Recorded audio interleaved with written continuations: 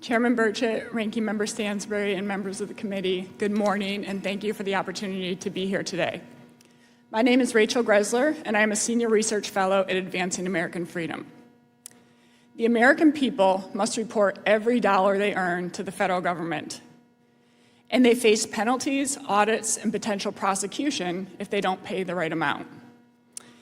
Yet, there's remarkably little accountability for the $4.2 trillion taxpayer dollars that Washington redistributes across about 100 federal benefit programs.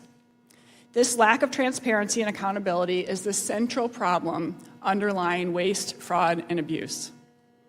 $184 billion.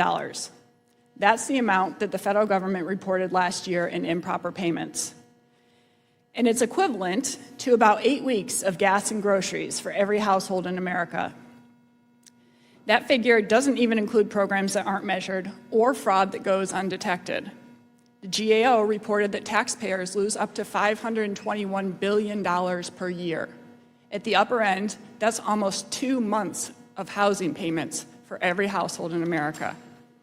It's understandable that many hardworking Americans are frustrated when they struggle to afford ordinary expenses, even as the government fails to safeguard their taxes. Today, we're talking about the SNAP program, which has exploded over the past 15 years. This growth can't be explained solely based on need. The poverty rate has declined since 2008, and yet the percentage of people on SNAP benefits has increased over 50%. With the explosion in spending has come a 5-fold increase in improper payments, a 10.9% improper payment rate last year, equal to $10.2 billion. The incentive problem is obvious.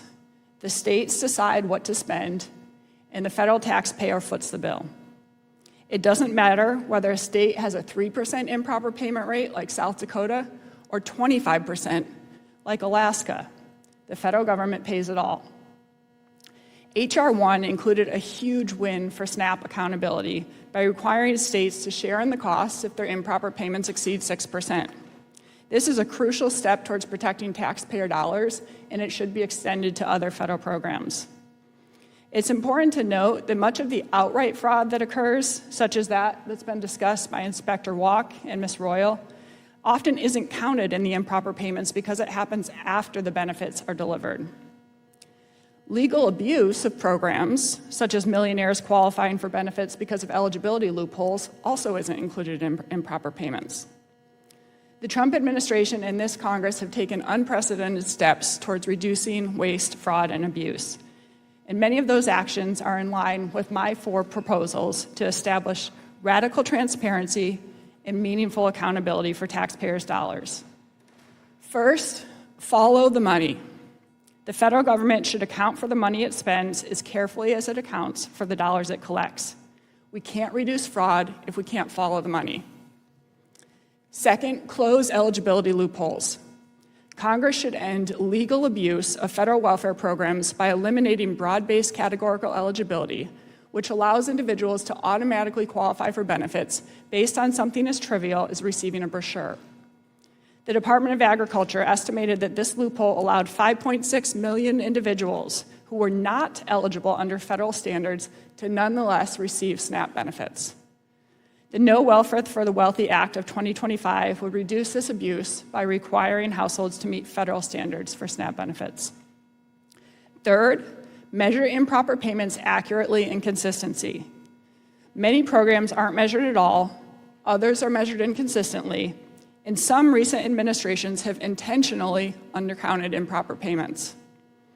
Congress should require all distributors of federal benefits to comply with federal measurement standards and data requests. Failure to do so should trigger cost sharing or disqualification from distributing benefits. And fourth is to expand skin in the game accountability. Without consequences, laws aimed at protecting taxpayers' dollars will fail. Policymakers should expand H.R. 1's SNAP provisions by imposing fix-it or fund-it-yourself requirements across all federal programs. Congress's constitutional authority over the purse does not end when taxpayer dollars leave the Treasury. Every federal dollar that is spent should be subject to the same scrutiny, accountability that is required of taxpayers. don't hook up. Is that what you're telling me? Yes, they're not looking across them, and essentially the federal government is granting a blank check to the states to apply these programs, and yet they're not returning the data per the recent request to be able to ensure the integrity of those dollars. Thank you, and I want to go over two things, and the first is looking at and addressing the benefits that the government delivers the same as the taxes it collects. And so what we need to do is establish some new 1099 reporting forms. You know, if you receive a Social Security benefit, you file that with your taxes each year. We should be able to have every benefit that goes out the door, a beginning to an end accounting of that. And then you can have a situation where automatically this gets detected. The Department of Justice announced a $6.5 billion fraud takedown yesterday, 455 dependents, healthcare programs. Some of those were stolen identities, and then the individuals had benefits claimed on the stolen identities individual's behalf. Well, if you don't have that individual claiming on their form that they received that benefit, that's going to be an automatic trigger to look back to the next step, the next pathway in this, beginning to end accounting to say, were you the point of fraud, or was it that next one? But you should be able to follow that end to end. And the second is getting rid of these eligibility loopholes. If you look at the 7 states that actually use the federal standards instead of this categorical eligibility, they have 50% fewer people on SNAP, and they have the exact same poverty rate.